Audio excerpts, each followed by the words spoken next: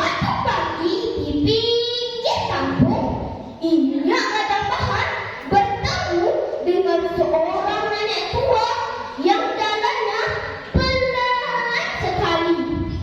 Nenek itu memakai tongkat. Inyak jadi kasihan melihatnya. Dia berniat menolong. Di saat Inyak Kadang Bahan mendekat, tanah di sekitarnya sampai bergetar. Nenek itu hampir terjatuh, tapi Inyak dengan sigap mendatanginya.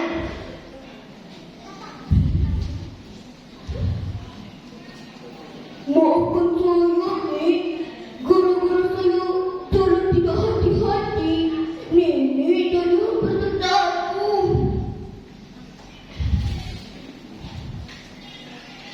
Tidak apa-apa ini, saya cuma kaget. Saya kira tadi ada gempa bumi.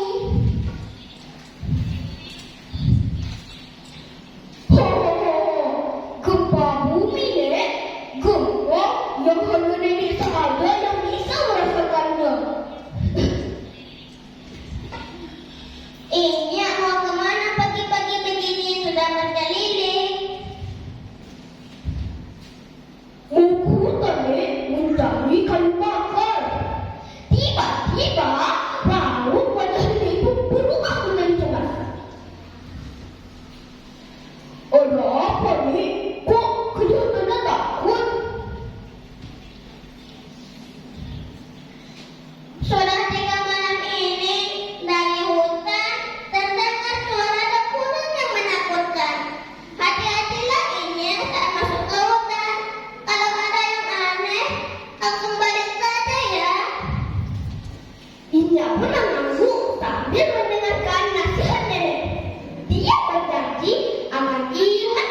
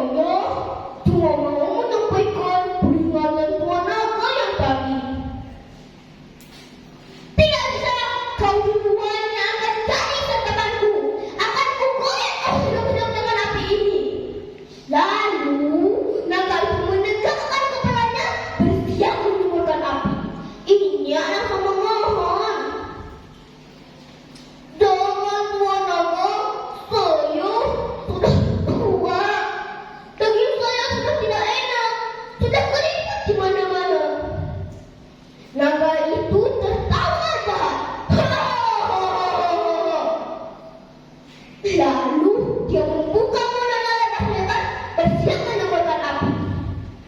Ia bersiap, kapaknya digenggam berat-berat. Tiba-tiba naga itu menyamburkan api. Ia dengan cepat menghindar, melompat dan menebas. Bola api itu pecah menjadi 4 bagian dan membakar hutan-hutan di sekelilingnya.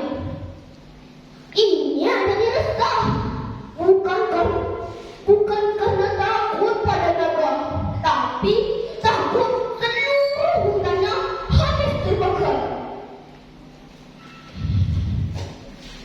Tuan naga yang gagah, ada apa? Seperti